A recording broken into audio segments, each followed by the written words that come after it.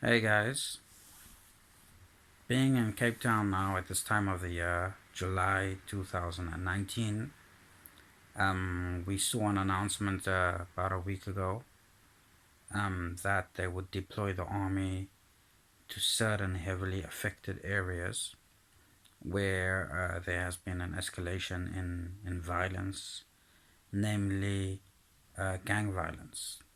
Um, they further told us that between November last year and July this year, there has been more than 2,500 or close to 2,500 murders in this region in the Western Cape alone.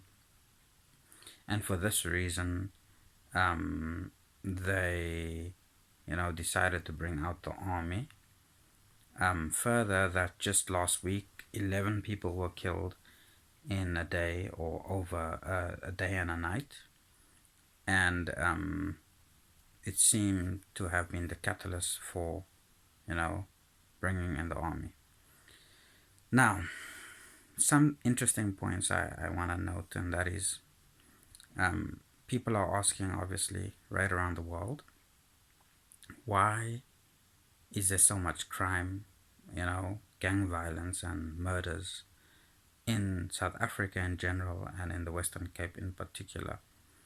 And I just wanted to kind of share some insight into that and say, and I know people don't like that we blame apartheid for so many things, but let me say that from the beginning, uh, crime was one of the means by which the apartheid government controlled the non-white populations in South Africa. So they deliberately fostered and encouraged uh, crime and gangsterism amongst um, non-whites, amongst so-called colored people, especially in terms of the Western Cape. And it was sort of to keep people, subjugated and to keep them preoccupied with their, problems within their own regions so that they don't focus their attention on, protesting against the government and so on. And also um, just basically to keep a certain level of destabilization or to destabilize the population. It's a very famous technique used in many countries where there are largely unequal societies. That is, in order to maintain a certain labor class of people, one has to keep that class of people in a state of relative instability. That being the case here in Cape Town, of course, also. Um, but then, fast forward after apartheid, um, we had, the Nelson Mandela that was elected. And then South Africa went rather soft on crime, did away with the death penalty, and decided that it was better to pursue a path of rehabilitation rather than punishment. Now, that does work when people want to be rehabilitated, but sometimes people don't want to be rehabilitated. The fact is that in a country where there's such a high unemployment rate, crime pays. The other thing that we find is, I mean, growing up in Cape Town, uh, is that young boys are very keen on emulating gangsters and themselves, aspire often to become gangsters one day because gangsters are seen as the epithet or the the role model of masculinity, um, in the society. He's a real man, he's free, he can do what he wants. And also, the big gangster is seen as a symbol of wealth, of course, because the one of the primary, you know um, concerns, or the entrepreneurship of gangsters, basically, has to do with selling of illegal substances. So that makes them rich. So those combined, makes gangsterism a rather attractive prospect.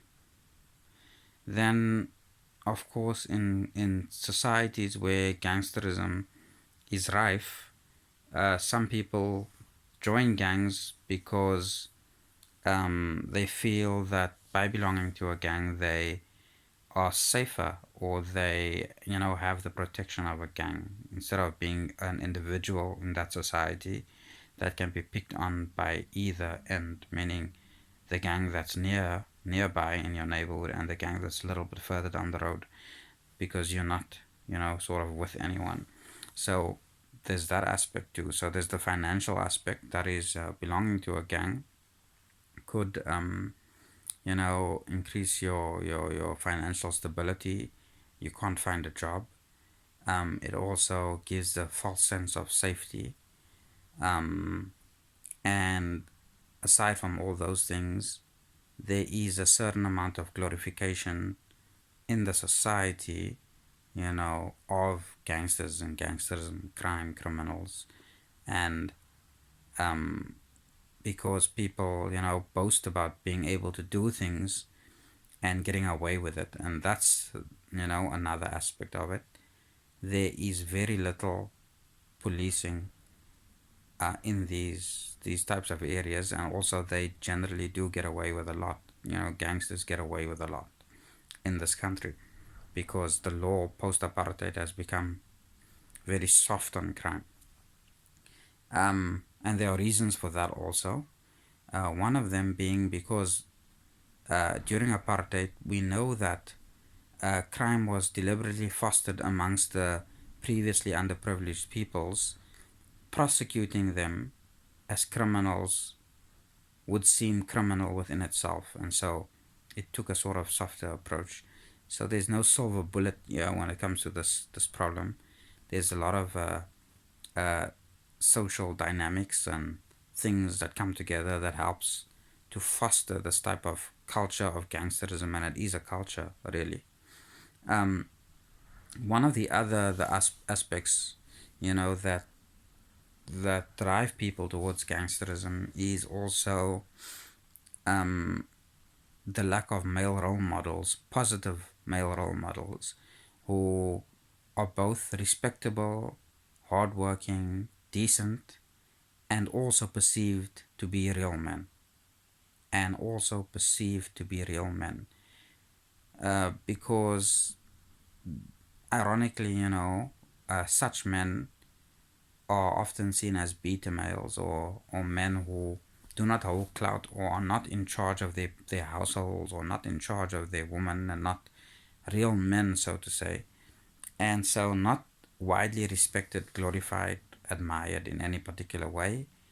In this culture anyway, we be called, for lack of a better description, I mean, we do use crude language quite often within this culture. We be called a puss, basically, which translated means a vagina, and that obviously means that has a negative connotation, because he is being coerced and controlled by his woman, and that's not an admirable quality in men.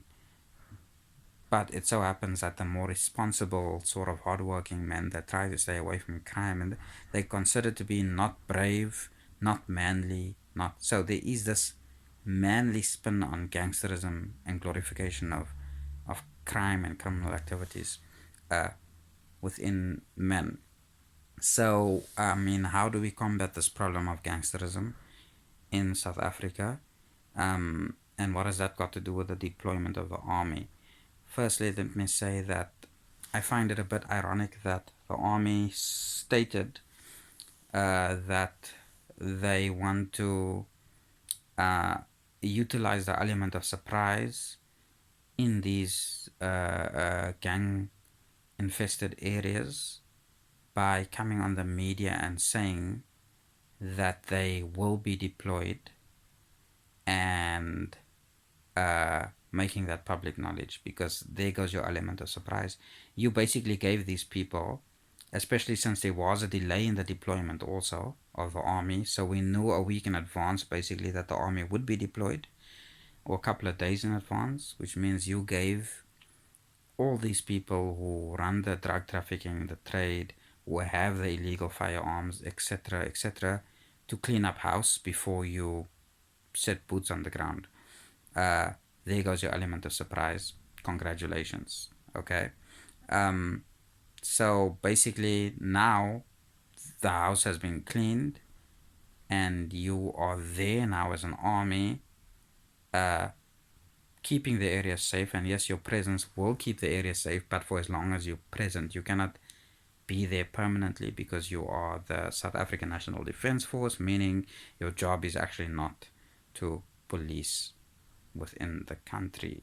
Your job is to defend the country against foreign invasion, etc., pursuing foreign policy in other African countries, and so on.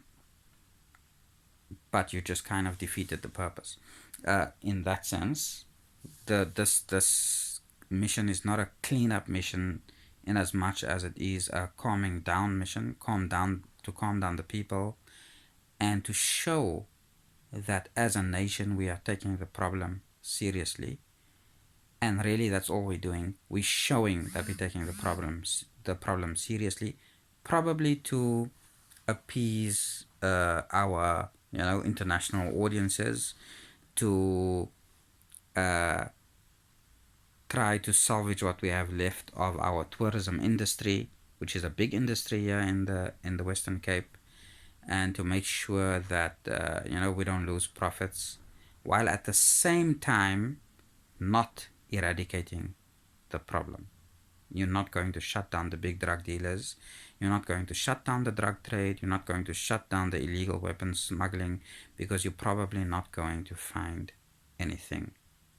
So that is my 2 cents. I've seen this for years happening year in and year out in this country.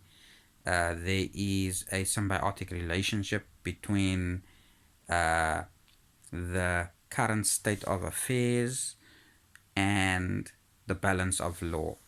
And people need to realize that there's a fine line that policemen walk every day, and the decisions that they make need to take into consideration the broader reality in this country. And I'll tell you what it is, just kind of briefly, and that doesn't only go for this country, it goes for many countries that experience similar types of things. Okay, for our country, one of the problems we have is that we kind of have a very open border policy. People from the rest of Africa, and even other outside of Africa, they settle down quite easily in this country. We have a lot of illegal immigration, or illegal immigrants here, and even legal immigrants who are networked with larger crime families, drug smugglers, etc. As a result, the question we need to ask ourselves, at least law enforcement needs to ask themselves, and I think this is kind of what happens here in South Africa and in other countries, is that who do you want to deal with, basically? Because the fact is, you can clean up an area tomorrow. That's quite easy. Everyone knows who the dealers are. It's easy to trace back the product. Everyone, you don't even need police to know who the smugglers, who the dealers, where the sources are. Everyone in South Africa who lives in a drug-infested area knows who's who and what's what. Everybody. Nobody needs to even call it out. It apparently the only people who don't know are the police, which is not true. They do know. But why don't they shut them down? People are asking that question. They're saying, why don't they shut them down? Why don't you bring the army in and shut down these big guns, the manufacturers, the smugglers, trace the product? It's not difficult. Anyone can do it or can trace it. Not anyone can shut it down, because obviously, we are a country of law and order, and we need our government to do their job. But why don't they? And the reason is because there is a bigger world out there of crime, of drug smuggling, of illegal activity, and the people that are involved in these illegal activities within the country, we thought we had kept them more or less under control. Not shut them down, kept them under control. Why is that important? Because shutting them down means when the streets are completely cleaned up, and there are no people smuggling, it will not eliminate the market for drugs. Right? So let me say that again. When we shut down the drug dealers, I'm meaning our local drug dealers who sell illegal substances, we would not have eliminated the market for drugs. The demand will still be there. That demand will then in turn be met by an influx of new and possibly and probably and likely more dangerous dealers, new international linked crime syndicates that would then be trading here in our country, and it would set back the police by a good couple of years in order for them now to scope out the new people, the new links, the new networks, the new order, and then try to manage that order in turn to keep a relative stability or relative peace, while allowing, and again I would say this allowing in quotation marks, allowing the drug trade to continue. So basically what I'm saying is, by allowing the drug trade to continue, the illegal drug trade to continue, but regulating it means, or keeping relative peace basically, in a sense safeguards the country from an influx of new drug dealers. I know it sounds ridiculous, it sounds absurd, it sounds hypocritical, but when you have all these factors put together, you gotta understand where we're coming from, basically. So I'm not saying that as a country it is impossible for South Africa to shut down the drug trade. It's not. They can probably do it within an hour, quite frankly. We have one of the most sophisticated armies. We have a very well-trained police force. We know who they know. I can't say we know, because I don't. Half the time I'm not even in the country. But they know who's who and what's what. But they don't. They don't because there are bigger issues that could affect the country in ways that will not be manageable and will not be under control once that hits the fan. So that's kind of where we're at. That's kind of why they come in a week later, why they kind of announce that they're coming, why they give people a chance to clean up shop before they get there, etc., etc. Some people are just saying, yeah, well, you corrupt as a government. No, it's not that the government is corrupt. It's that this problem is bigger than us. and this country. Thank you very much, and I hope that made sense.